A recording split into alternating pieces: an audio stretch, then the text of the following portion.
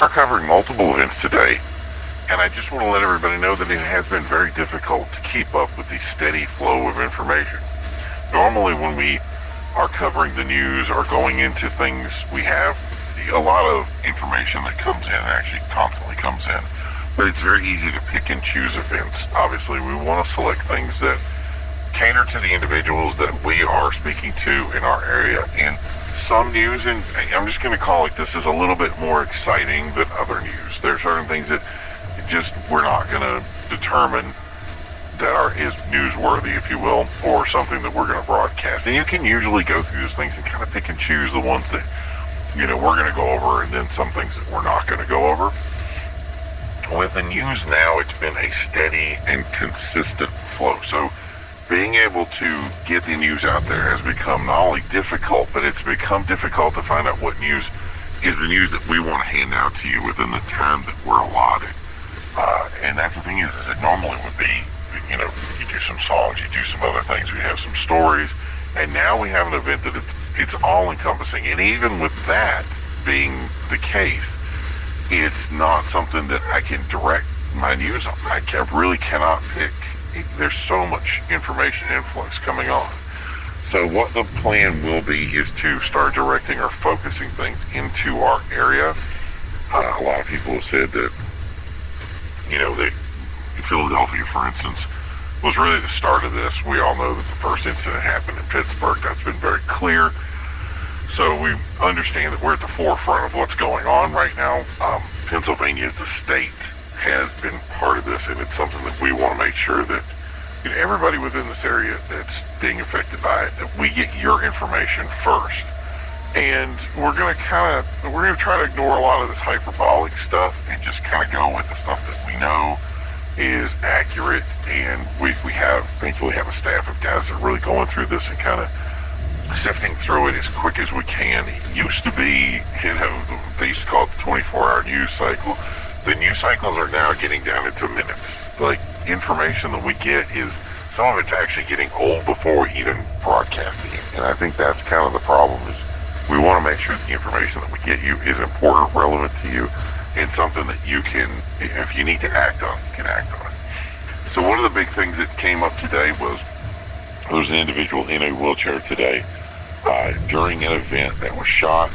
What happened was he fell as an infected person had invaded the area, and it caused a lot of problems. People ran. They were trying to escape the area, at which point they knocked him over. He was unable to stand, and I guess the way they explained it was he was putting his hand up to try to get help, and someone believed that he was one of the infected people and shot him, and he did not make it. He was deceased on the scene.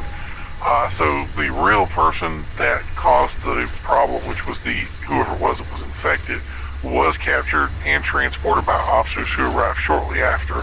One officer was injured during the altercation, but the perpetrator who shot this individual did escape and has not been identified. So they're asking you if you have any information. You are asked to contact local authorities about this. And I think the thing that we need to say about this too is it's so important not to be, I'm going to say vigilant, but not to be a vigilante in cases like this. The events that are happening right now, again, are dynamic and they're important, but you have to understand what to do and what not to do. And taking matters into your own hands, it requires a certain amount of education, understanding of events, and I don't believe that we do have all the information, especially on a civilian side, to really make the calls that we need to make to engage a threat. It's one of the reasons why we're telling people to stay home, is because it's not a safe area to be in, for one. And then we have events like this that are happening. I understand that a lot of people are not staying home. They're not listening to the advice. They're going out anyway. They're, trying to get food, supplies, whatever they have to get, because, everybody does everything last minute. I know I'm the kind of guy that does the same thing. But what you're doing is you're going out into these things and you're causing yourself bigger problems. And if this infection spreads to all those that are going out and doing this, we're going to have a bigger problem on our hands. And not just the idea of people getting infected, but the idea of people like this, where somebody gets shot, they get injured, And now, what do? We're very short-staffed to be able to do any kind of research, and it really falls back on the public who, should be home staying around. So if you can stay home, stay home. If you can't, we get it, but take the necessary steps to understand to avoid a conflict versus, being part of a conflict. In other words, large areas, any of that kind of stuff, do the minimal things you have to do when you're out, and just, get involved with it that way. So that way you're going to make more safety for yourself and others, and that's important. So the other thing that I think we just got this news in just now was one of our largest hospitals here in Pittsburgh, the Presbyterian, has closed its doors, and we have not been given a word of why. One of the big things was people had come by and they were saying that they were being turned away. We got the news separately. What we heard was that the move was made by Civil Defense in cooperation with the CDC, but they were not given any instructions. Now, this could be because they're short-staffed or other problems of that nature. We believe that it's possible that the power outage in the initial attacks had caused some sort of damage to important equipment, and with the lax in staffing right now due to the illness, that these issues had compounded, and it's just better to turn people away. So they were saying that they weren't doing any kind of testing today, that you had testing scheduled to redo it, to find another time to do something and reschedule. But for now, I don't know how they're going to do that, because at this point, I think if you have something that needs to be done, it's going to be one of those things to stay at home. But again, some of these people had some important stuff that they needed to do, and we've been hearing that they have taken other actions to go outside the city and in other areas, and this has caused congestion and clogging of major areas and arteries to basically get in and out of the city to do what these other emergency responders need to do. So whether that's been in a compound of a problem or not, that's something that we're going to have to look at later. This is, like I said, this is a very ongoing. I guess now you see the information problem is that it's become difficult to keep up with things, because as soon as one problem occurs, we're so inundated by other issues that one problem, no matter how small, becomes a bigger problem, and now it's on to something bigger. And now we've forgotten the first problem, we're on to this next problem, and the next problem, and the next problem. So it's become very difficult for first responders, police, individuals, especially in government, to get involved with this and get things fixed the way they need to be. But this is our job, is to get with the news, and we're going to give it to you. So, and that was the thing is on the heels of the current pandemic that continues, it's expanding beyond its roots in Pittsburgh. One local homeowner did call the police asking for a wellness check on her neighbor, at which point the police had not arrived some hours afterwards. So this homeowner took it upon themselves to go over and visit their neighbor to find out what was going on. And in the process of doing the research, they found the room was filled with blood, that it looked as if the occupancy had been ransacked. She was unable to find any occupants in the household. She did find one firearm, which appeared to be discharged, but at this time, police have still not arrived on scene. And that was a big concern, because here's something that's going on that they don't have an individual, and they're unable to take the necessary action to really do any research with it. We don't know if this person's hurt. We don't know if they're injured. Again, they're looking for help, but it's very difficult to find any kind of help in these areas. So the one thing that I was saying with these communities, and I love the idea that these communities are very tight-knit. They work together.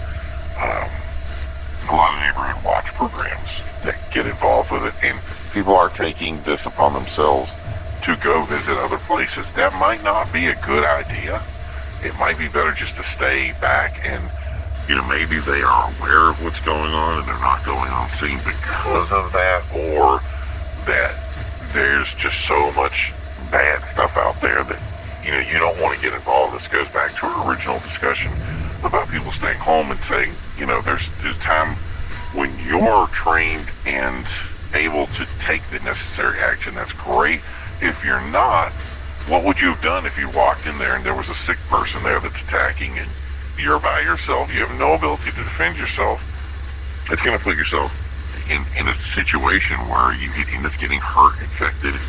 Otherwise, these attackers are serious. They are attacking people. They're killing people. That it's one of those things that I don't want to take away from the sheer magnitude of what's going on, at the same time of saying that there are people that are taking action to try to get ahead of it, and what we don't want to do is compound the situation.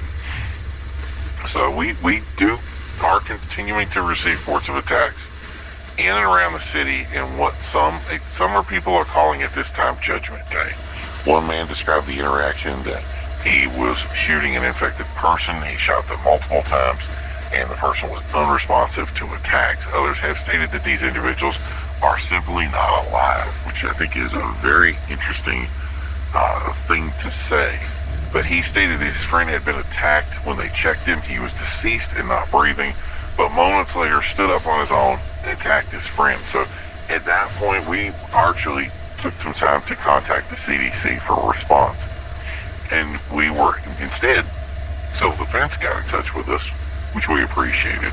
And they stated that individuals that are under the effects of depressants, such as drug interactions, can feign injury, they can be immune to pain, and may appear to be lifeless or breathing so shallow that it's imperceptible to see their breathing. So just because you think someone is down or hurt or, possibly whatever, there's a good chance that that might not be true. So, and I want to quote here from them, being clear that we don't know the full details of how this nefarious illness strikes. It's important not to engage with anyone that has come into contact with the sick.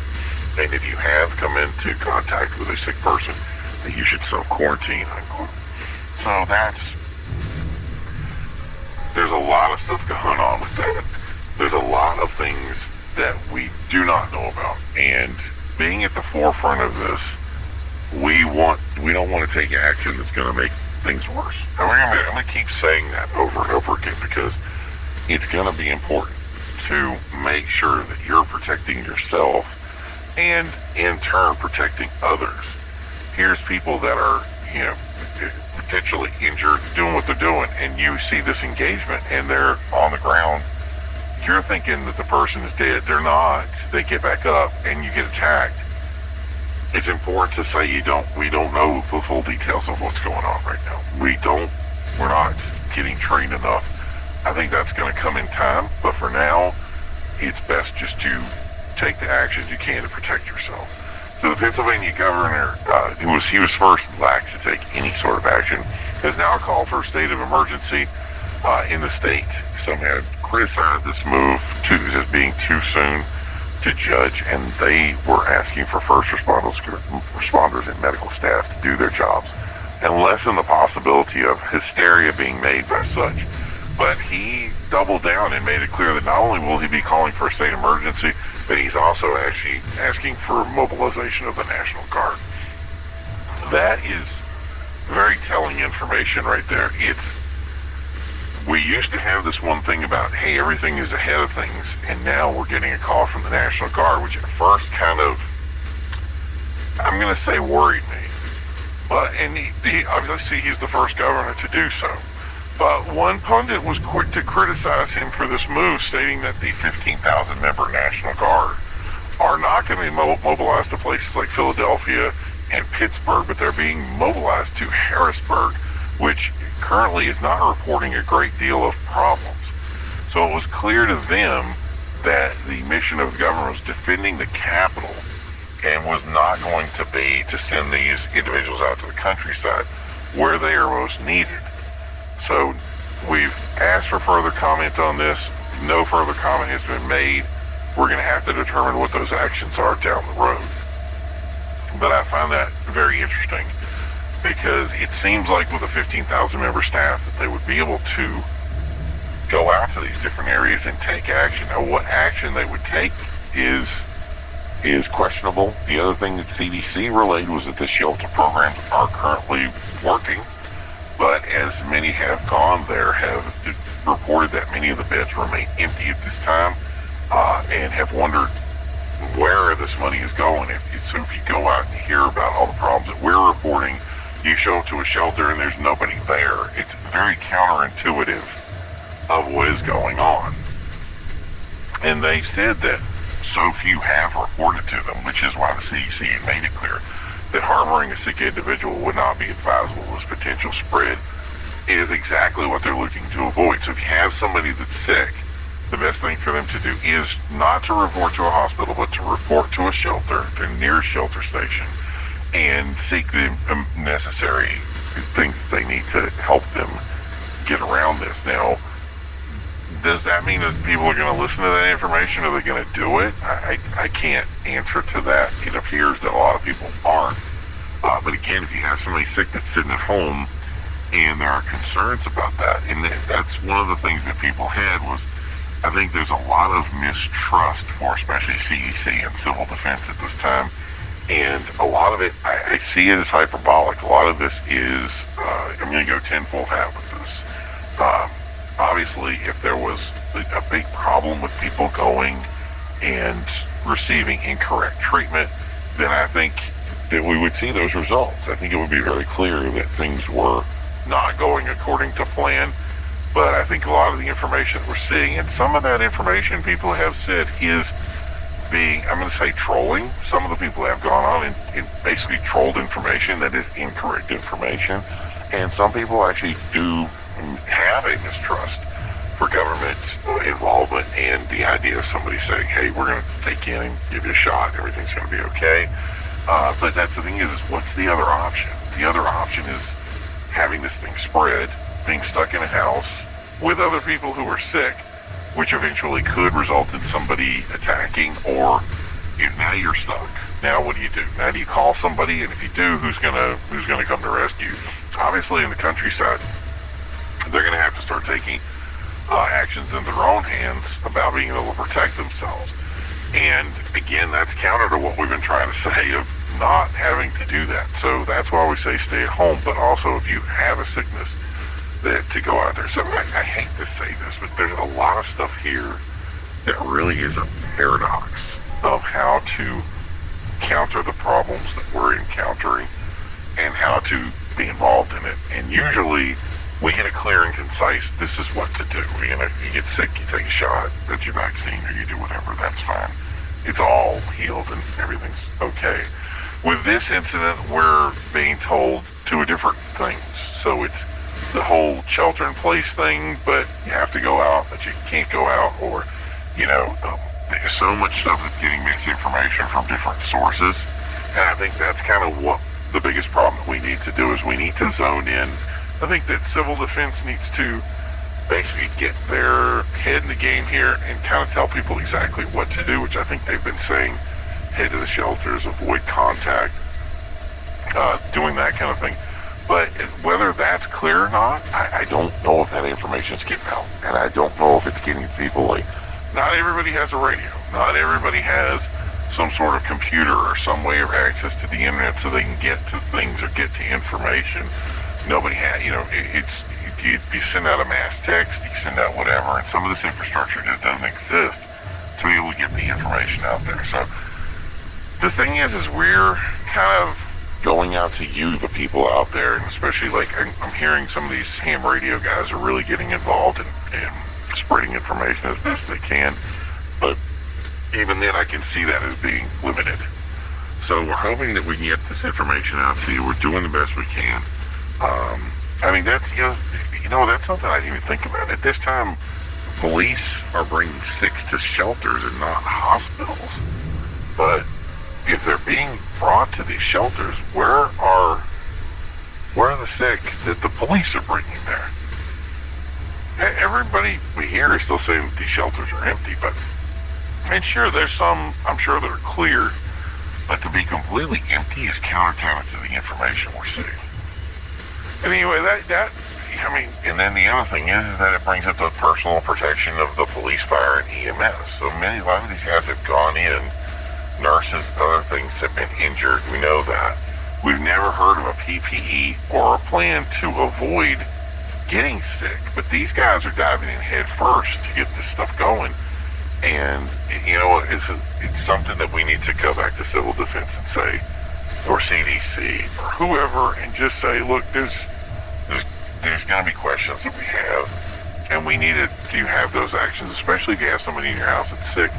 You know, how long do you have before somebody, you know, trips over themselves and has a bigger issue?